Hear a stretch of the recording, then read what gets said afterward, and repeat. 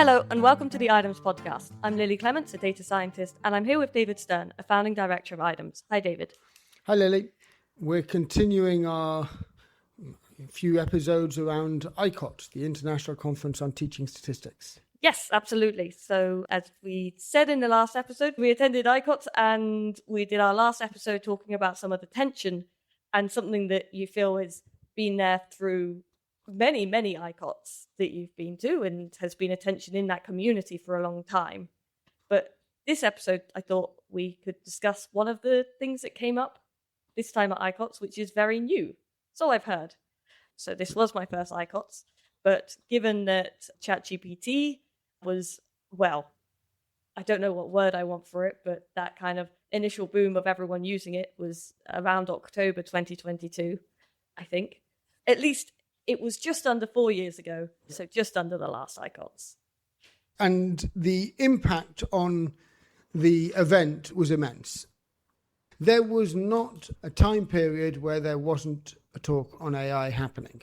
Now, of course, there were many parallel sessions, so there were a number of talks happening that were not touching on AI or generative AI, but it must have touched about a quarter, a third of the program. Yes, yeah. There were a huge amount, mostly on generative AI, but also just on a couple on AI. Well, I say a couple.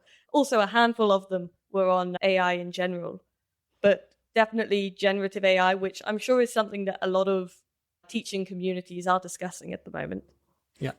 And we were both impressed by some of the things that were happening, but also surprised at some of the things which were not discussed, where we didn't feel that there was maybe quite the awareness or the depth of discussion that we might have wanted. But yeah, one such example was in a session where there was a lot of discussions on how do we teach statistics with AI? How do we teach statistics in light of AI? And now that AI is here, what does that do to change our education? And how does it help us? How does it hinder us?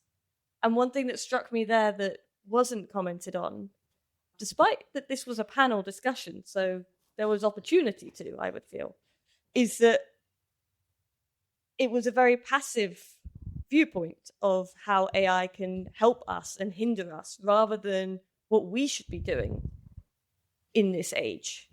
So, for example, we've spoken a lot about these different, I know in previous podcasts, we've spoken a lot about these different case studies. And actually, there are two main things that go wrong in these case studies that I see, or in the ones that we've discussed anyway. One is biased data in equals biased data out, and so you're getting biased outcomes from your machine learning models. And the other one is not having a human in the loop and at the other end checking it. And yet both of those points I didn't hear discussed much during this conference, particularly human in the loop. Absolutely. Let's just put this into perspective. This is a conference of statisticians, data scientists, data educators who are at the forefront of leading how the subject of statistics, data science is taught. And yet they feel powerless. They feel that the current generative AI is happening to them rather than with them.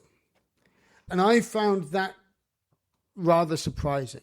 There was a talk from a rather well-off US university where they were saying, the price increases that are likely to come to get access to the latest commercial models, this is going to be a problem for us. To make sure that all of our students have access to those models is going to be a problem for us. And I understand that perspective entirely, but I am also rather intrigued that there's no sense that, wait a second, we have knowledge to get ahead of the game here.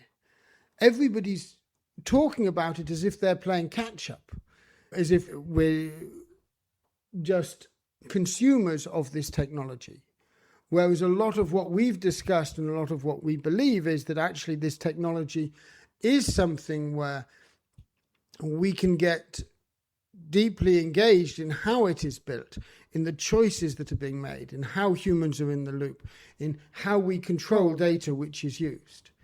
And yet a lot of that was being lost in the we need to keep up with the latest models because they're moving so fast. And it's not a criticism, but it is interesting that I was expecting some balance. I have no problem that some educators, this is what they're needing to do. If you need your students to come out industry ready in a context where using the latest models is part of what that means, then fine, that is an acceptable approach for you to take. But that no one in the community was really discussing how do we actually build models that really serve our students that do this. We were lonely voices in bringing this up in the questions and the comments in a number of talks, actually saying we can build things to be responsible. These concerns you have, we can act on them.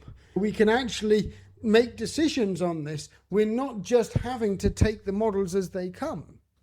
This is something where, especially once you get into the agentic systems, we can really have control over what those agents are doing, how they are being trained. And so I felt that it was very interesting how little of that discussion was really happening. No, that was something that surprised me as well, which you definitely know, because I turned to you at one point and said, I'm really surprised by this. And actually, yeah, you said you're not too surprised. No, I wasn't surprised by it, but I am disappointed. Yeah, it was strange, but there were some talks that talked about educating students in AI and that responsible education and things, and that's great. But these kind of core ideas and that people either didn't recognize or I'm not sure, because the thing is that the kind of people at this conference are incredible minds who are at the forefront, and they come up with these innovative, original, amazing ideas and concepts and implement them. And then that contrasted with then talking about, AI hindering us and what can AI do to help us and hinder us was a real shock. It comes back down to this aspect that the education systems and the academic systems we work in are full of specialists, that they are experts at what they know. And the AI systems that are coming in, these generative AI systems, are outside their personal expertise. And therefore, this isn't something that they feel they are the right people to have agency on, is my interpretation. This is why I'm not surprised. They are experts at what they are experts at. Okay, that makes a bit more. But then, if as academics or like collaborators, then you can collaborate to. But with whom? Remember, and this comes back to the empires of AI and the series we had on this before, almost all the research which is now happening into these AI systems has been captured by the narratives of, if you want, that have come out of OpenAI around more data, more compute, and that's what we're doing. There's very little research happening into systems that could actually serve these communities. So finding those right researchers is not easy now, because you go to an AI researcher and they're unlikely to be the right person to help you, because their interest, their funding, what is happening in that domain is not necessarily aligned with trying to help statistics educators get on top of how the agents interact with their students safely and responsibly. Finding that right researcher now is not easy, because it's not the sort of research which is supported in other cases. So even as a collaboration, how do you find that right collaborator is a really interesting and difficult question. I believe that actually they do have many of this community, if they actually got engaged in it more deeply, they have the capability of entering into that space because they're coming at it from this different angle. And yet they have good data knowledge, they have good statistics, they have good data science skills behind it. So they're actually as well placed as anyone to start thinking about, well, what are the models? What's the future we want? Yeah, that's very interesting. And, well, as we say, that's why it surprised me. I mean, I guess at least I can hear it now that you're saying it, why it didn't surprise you as much. I mean, also because you've been in this sort of community, in these spaces, you know how academia works a lot better than I do for many, many, many, many more years. You're just trying to make me feel old. Well, yeah, because you made me feel old in the last podcast. It's my revenge. But it was nonetheless still surprising. And then it makes me wonder, okay, is it how do we get this community to think that way? Or how do we, or what do we do then? Like, what next? Because there are still these problems of not having humans in the loop, by which I mean the AI giving output straight to students without an expert in the room actually checking it. And there are these problems of these really basic problems that if you have biased data, then that's going to cause biased outcomes. And that's something that's happening with machine learning models. And so what do we do? What we do is the only thing we can do. We try to actually build some of the things. We try to work with individuals who are interested, and we try to demonstrate this is moving fast. We try to demonstrate that there are other things that others could engage in. So there's, throughout the event, I was introducing people to you in different ways, some of whom are people who my hope is there will be an opportunity to first, even if it's just something small, to take the research they're doing, an example of somebody who's got their students using ChatGPT to be able to help with the statistics analysis in schools. Well, what if we built them a multi-agent system? So instead of getting their students to use ChatGPT, they now use this multi-agent system, which was maybe still they're using ChatGPT behind it, but separating out the understanding of what the student is asking for from the interpretation, from the actual implementation, from the feedback to the students, and trying to think through how we can introduce statistical training data into statistical literacy, maybe into the RAG, which guides that model. There's other ways we can do it.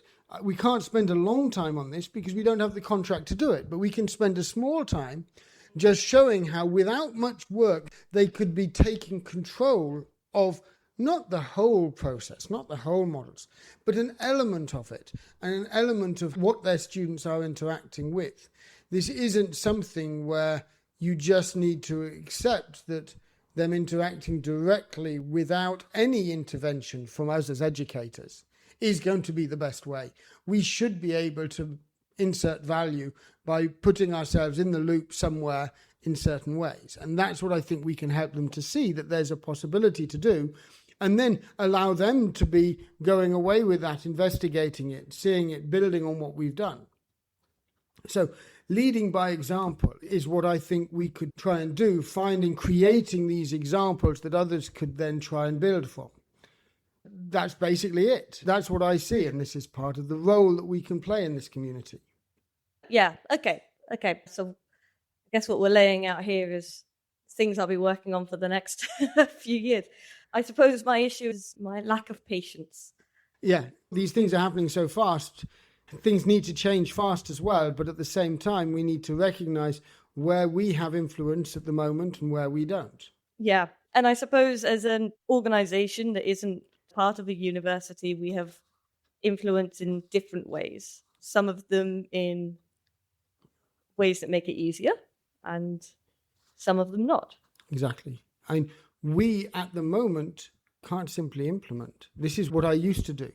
I used to influence by implementing myself, and then people looking at what I did and learning from it, and then that would spread in its own way.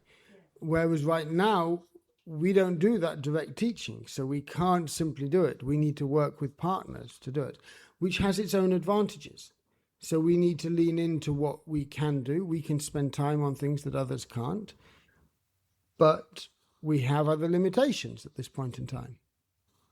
So coming back to ICOTS then, how do you envisage it being in 4 years' time? So ICOTS is every 4 years. 4 years ago, there was, well, I wasn't there, but I hear that you all had a fantastic time in Argentina without me.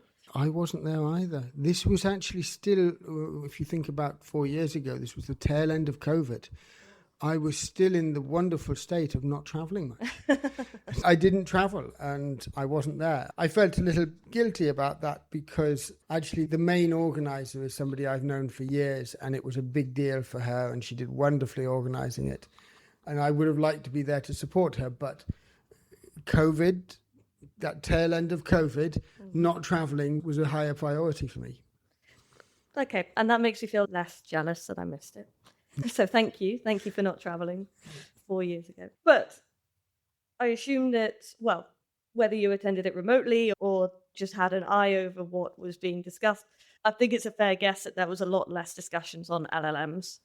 There weren't, of course not. Or, yes, a lot less discussions on AI and how AI is impacting or could impact education.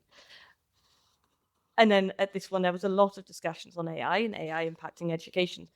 In 4 years' time, in 2030 ICOTS in Scotland, do you think that there'll be more?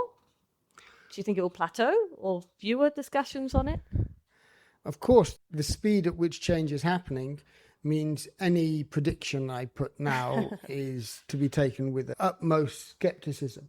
But I would like to say that broadly I see there's a fork in the road. There's two possibilities. On the one hand, if the current trends continue, I see an increasing divide between high resource environments where the latest large language models are being assumed and used, and people are moving away from what would be traditional teaching because those language models can be used to run analyses really well, but only if you can afford them. And the lower resource environments where the access to those models and that ability is non-existent, and so they are still talking as they were 4 years ago before AI models were accessible. So we have this division, which is now an economic division, which is created in terms of what is discussed between those who have access to increasingly expensive large language model tools, which means that there is a certain way of working, and the rest of the world which doesn't have access to them, which is then reverting back to pre-AI discussions because they don't have access. That's my negative view of what might happen.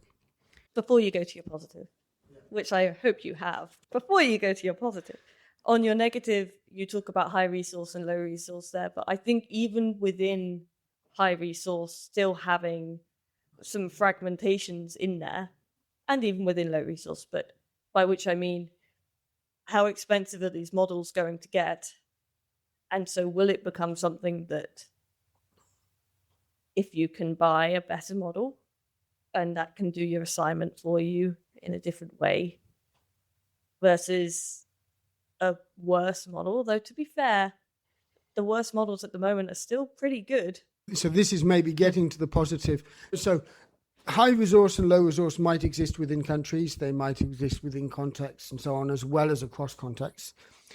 But I think let's get to the positive. I don't believe we need further advances in terms of the technologies. The technologies are moving so fast. Literally, over the last 6 months, the ability of the best models to write good code to analyze data has increased immensely just over the last few months. But my claim is that if we think about the statistics education piece, the data education piece, then in some sense that's just noise.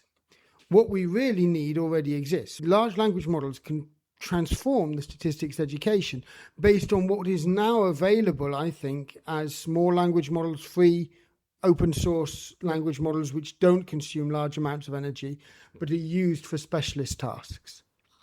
And so I believe if the effort goes into building the educational tools based on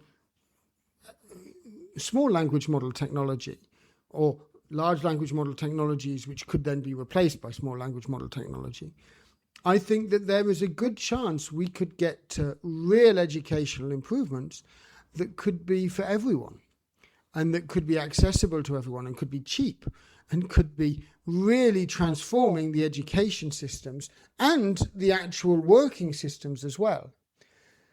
But it does require people to be working on the right things. This will take a huge human effort.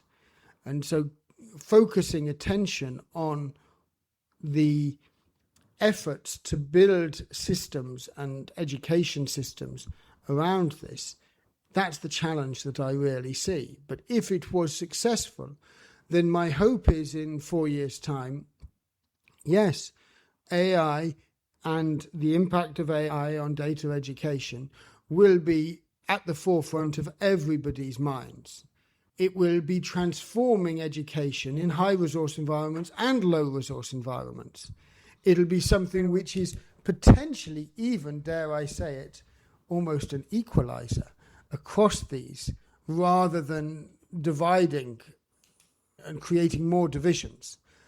And I do want to just, and maybe it's a good place to finish on this, to say that when I started being involved in ICOTS, software was already causing huge divisions. And I want to refer to what was the best stats education software for many years. It was a thing called Tinkerplots. It was beautiful and it was commercial. And so in low resource environments, I was always apologetic that I couldn't advise people to use it, despite the fact that it was the best thing I thought that people could use. And of course, with R coming up and being so big, this was seen as an equalizer, but it wasn't always in certain ways. But these real gems like Tinkerplots, they were clearly only available to those who could afford it. And that question of what we're choosing over the next 4 years for these new technologies coming in, are we choosing to have them so that they divide society or so that they become an equalizer for society? At the moment, all evidence is pointing to the former. But I still am an optimist. I still believe that we could be building the tools that are needed for the latter. And that's the real question. I think that that's a great place to end it. And I like that we're ending it as a little time capsule podcast for us to open up in 4 years' time in Scotland. And just point out how absolutely wrong I was. Yeah. You'll be like, oh, another 4 years. No, thank you very much. And well, let's see how the space changes over the next. But as you say, the speed of change is so fast. Doesn't help my impatience. No, it doesn't. No. Thank you very much. This has been good. Thanks.